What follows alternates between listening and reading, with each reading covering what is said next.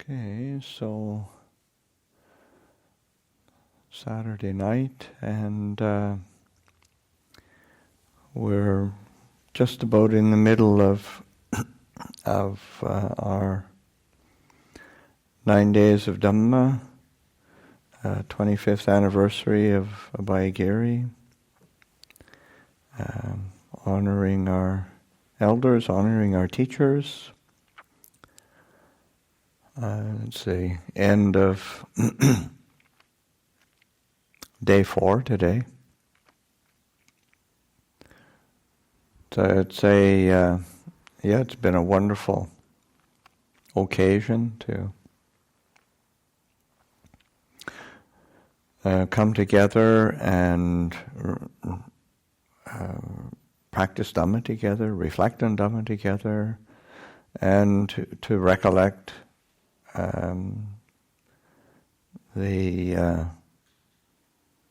all sorts of different things concerning the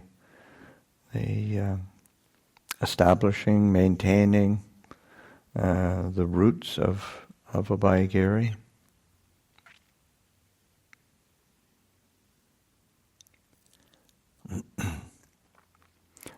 One of this morning for the we're beginning the meditation, I give a bit of a reflection, kind of a planting the seed of the meditation. And one of the things that I was talking about or drawing attention to is just this feeling of lack that seems to be pretty pervasive in all of us, in the human condition. This sense of lack or missing something, and they of course that's the Buddha pointed to tanha or desire as one of the fundamental root causes of dukkha, this feeling of dissatisfaction, discontent, dis-ease, and I was thinking about Ajahn Chah,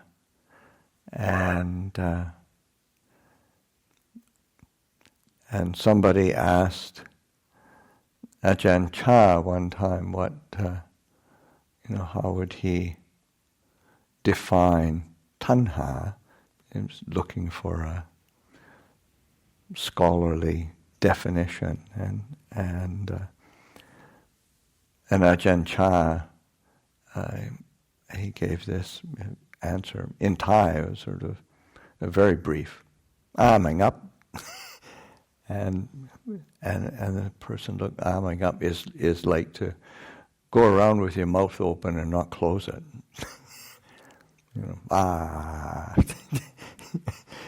It's this constant looking for something to eat, to consume, to become, and that kind of defines our existence, where we're constantly looking to literally, figuratively, if not literally, our mouths open, looking to pop something in, and so we can consume something, eat something, get something, and so that fundamental condition of constantly seeking, looking for something else, even when we're practicing Dhamma, even when we are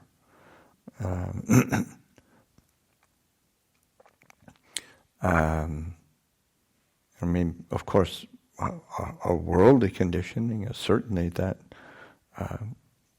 consumer kind of base, that constant consumption of something, seeking stimulation, gratification, some kind of addition to our material collection of goods.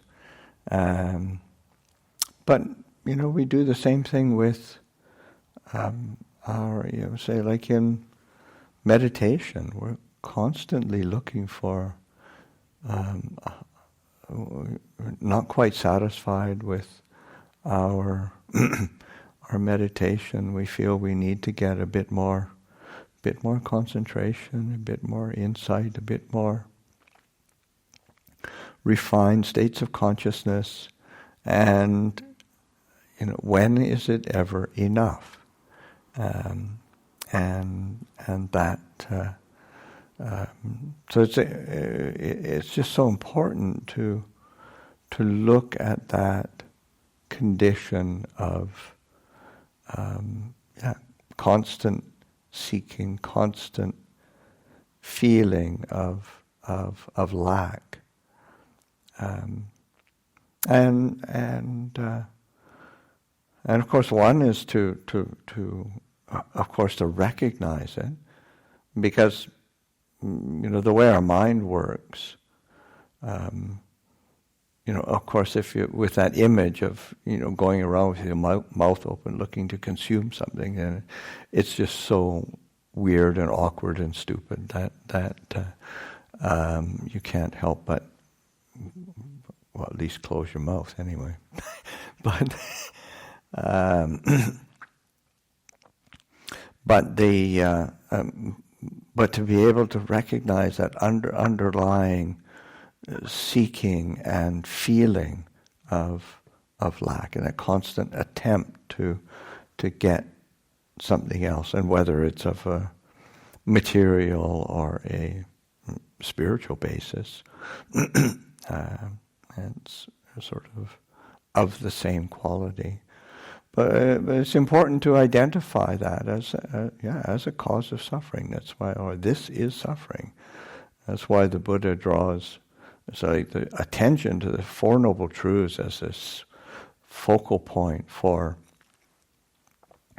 his teaching, to be able to this is dukkha, this is suffering, and this is its underlying cause. As they say, the cause of dukkha, of suffering, is desire, and there is a path leading to the ending of suffering.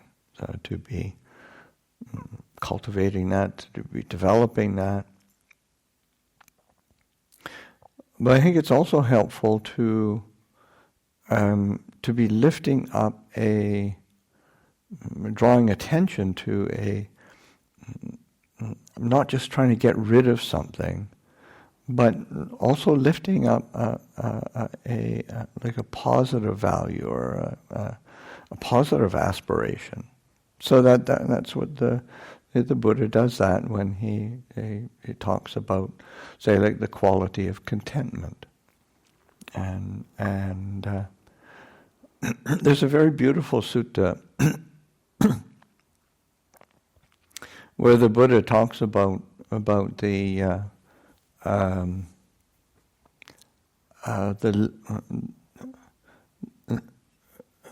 lineage of the noble ones, in Pali, Arya Vamsa, so that the lineage of the noble ones, or the family of the noble ones even, and these are these lineage, these traditions of foundation or fundamentals of the characteristics of one who, a noble one, Arya, one who has experienced the Dhamma, seen the Dhamma,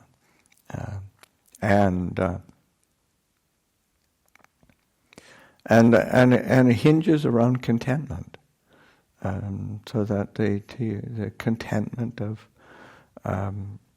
being content with And of course, he's addressing monastics, but it applies. It's an easy extrapolation for everybody or lay community. So the Buddha said, being content with whatever robes, any old robe, robe cloth. Just whatever clothes one has, one is content with them, and that, and the say food, say for monastic, of course, alms food, but as a layperson, just whatever food, being content with whatever food, and also shelter. Because those are, say, the four basic requisites for monastic: robes, alms food, shelter, medicine for when we're sick. And in this particular discourse, the Buddha uses the three of robe cloth, alms food, and shelter. So that sense of being content with those fundamental requisites, but then also he goes on, but also like speaking in praise of being content with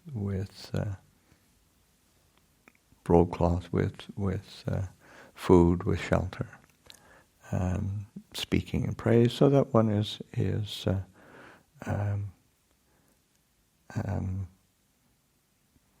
that sense of lifting it up as a value and drawing attention to it as something that's really important in the human condition, and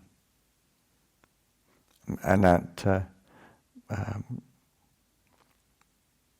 in Thai history, recent history, in the 50s or early 60s, 1950s or early 60s, the Thai government, it was a dictator. I think it was Surit Thanarat, forbade the monks from teaching contentment.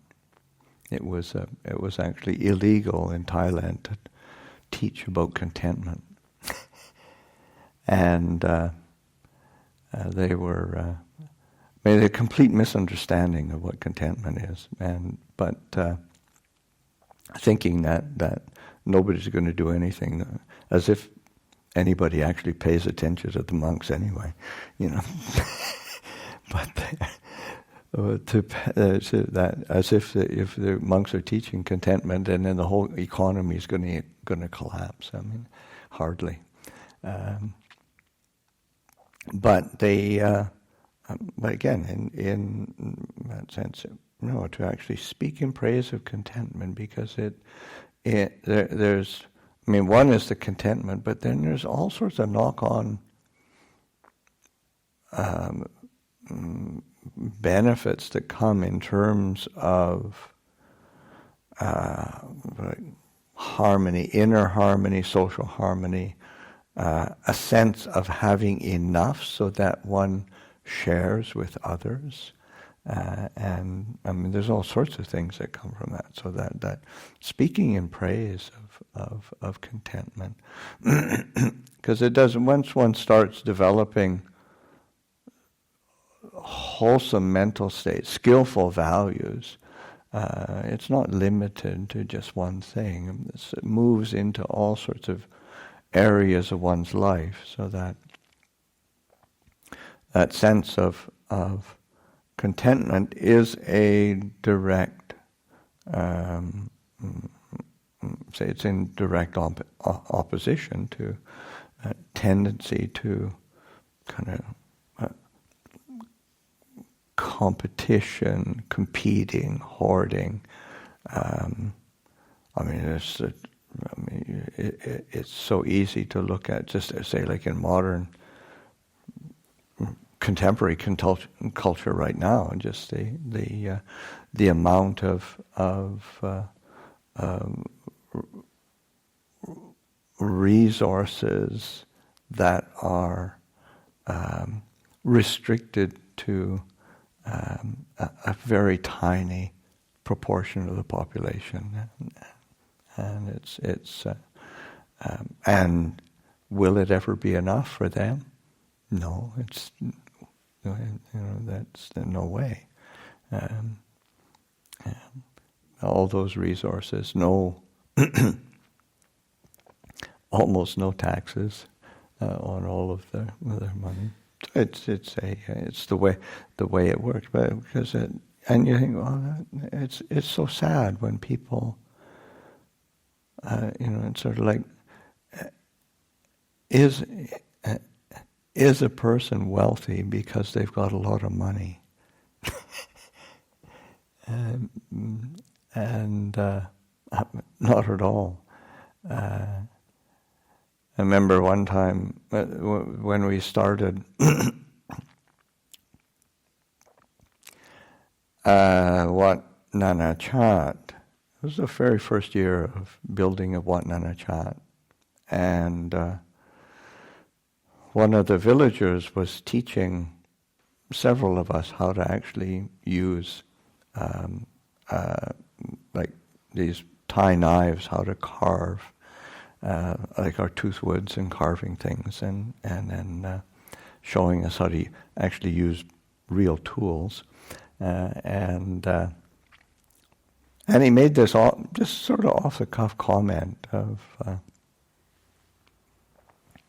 I don't have any money, but I'm not poor.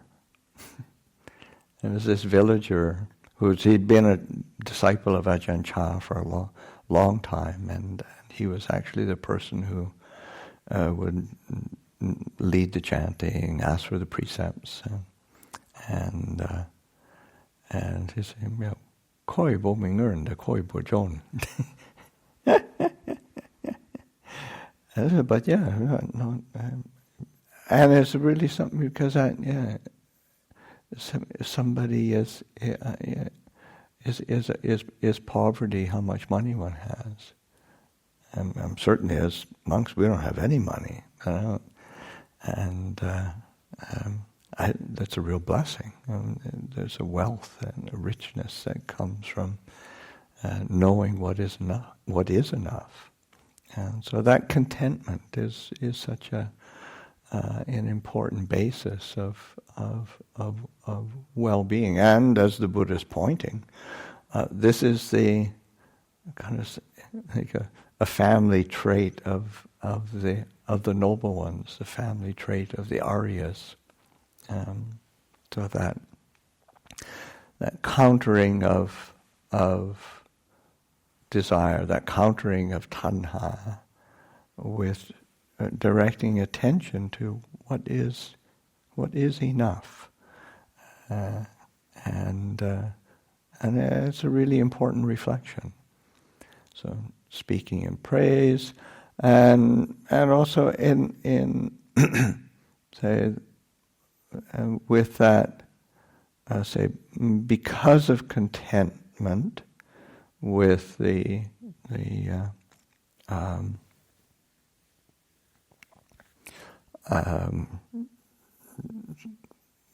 robe, food, lodging, that one say because of that seeking or seeking, acquiring, but because of that contentment, one doesn't do anything unseemly or inappropriate. So one's not driven, and it's really important, because because of contentment, then one isn't, because so there's so much fear sometimes of not getting what one wants, not getting what one thinks one needs, not getting what one thinks one deserves, or thinks one should be getting, and it can drive us to do things that are unseemly, inappropriate, selfish, and be hurtful, harmful, or take advantage of others. And so contentment is a quality that gives, it counters that, and as that contentment is well established, then say not only does it counter say anything that's inappropriate or unseemly, it's a direct motivation for generosity, for giving, for sharing, for helping. It's just is quite natural, and it's really important to direct attention to contentment, and then say not. Say again, this is a contentment, but when one doesn't get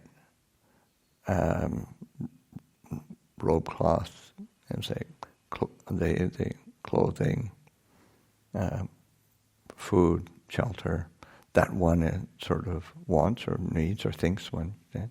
But if one doesn't get it, then one isn't agitated. And that sense, one knows how to live simply, and that's that ability to live really simply, and it's not that one doesn't have anything, but it's just that one knows what enough is, and not being, say, agitated or upset or worried and obsessed, fearful of not getting what one thinks one wants or needs. There's a freedom there, that is really important.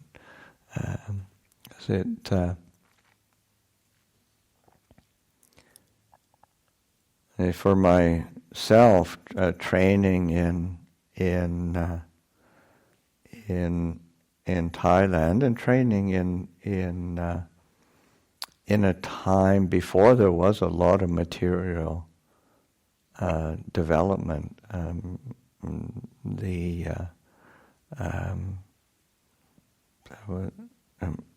early 1970s in northeast of Thailand, things were pretty simple, and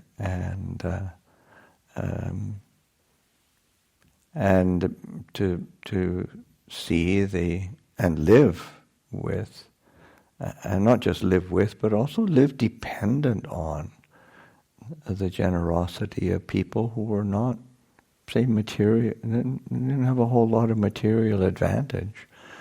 There is a simplicity and a humility that was really necessary to cultivate, and it was quite natural to cultivate. But in whatever situation we're in, because again, desire is pretty non-discriminating. I mean, it looks for whatever it thinks is going to give gratification. So, but not getting what we want, what we desire, and to not be agitated, not be kind of shaken by that. So we realize, it isn't sort of the end of the world. It just means I didn't get what I want. It's not really a big deal.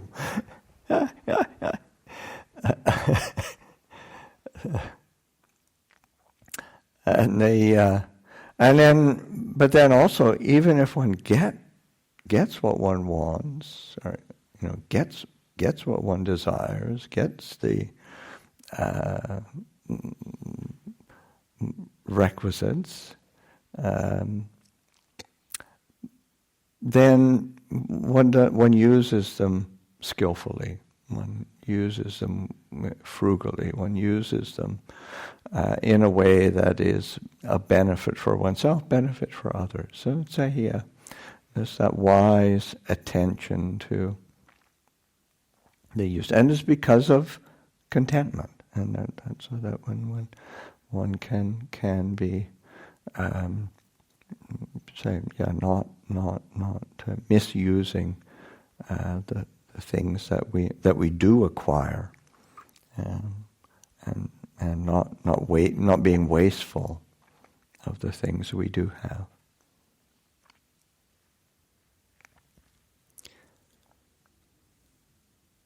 And then the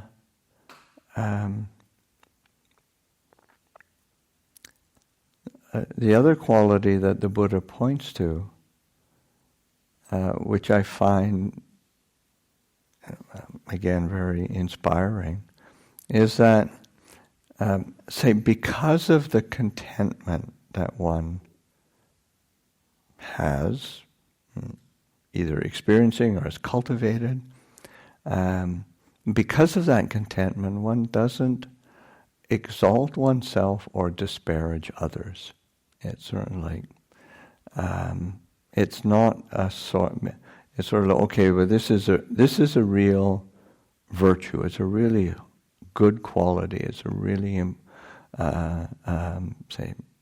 noble. I mean, this is in the tradition of the noble ones. But even if it is a wonderful quality, it's not or shouldn't be a source of kind of lifting oneself up and putting down others, having a sense of undue kind of pride and it's just you're not exalting oneself and disparaging others because of one's good qualities. So it's and there's a humility there, which is very important. The last quality that the Buddha points to is that one is content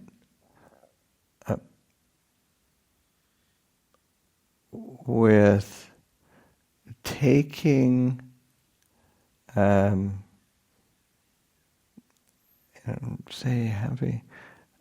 having one is content with being sort of like delighted and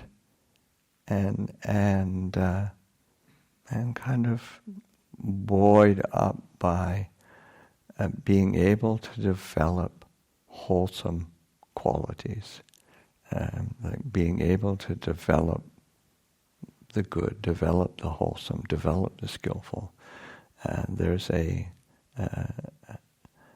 it's a cause of delight and well-being, and one is also content with relinquishing, abandoning the unwholesome, the unskillful, and one doesn't hang on to. One recognizes, oh, this is irritation and aversion, or this is fear and worry, and I can let go of that. I can abandon that, and and one can delight in that, and that's in being content with that. Because also that sense of so again, where that desire is constant, we let go of something or we develop something, and then we still feel not good enough, haven't done enough, and so. But no, to be able to really, because your mind can conceive of and there's that kind of nagging. There's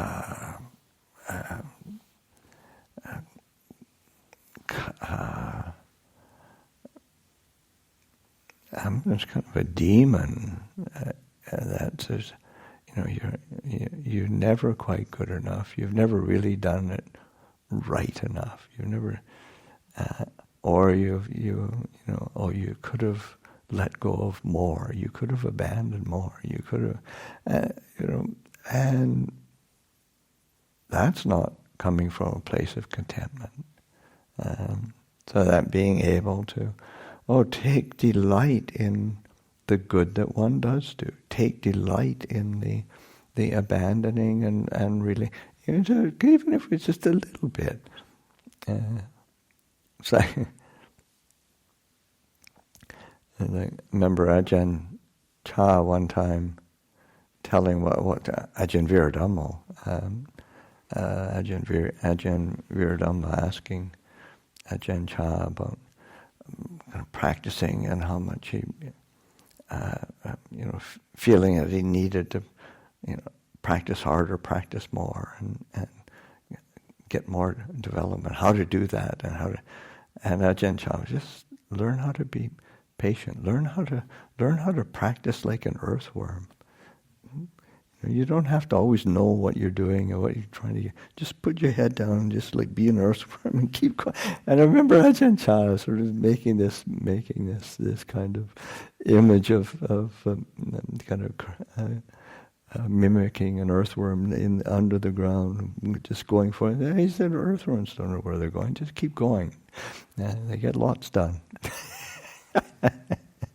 So that sense of contentment with contentment with the practice, contentment with the things around us, learning how to be content with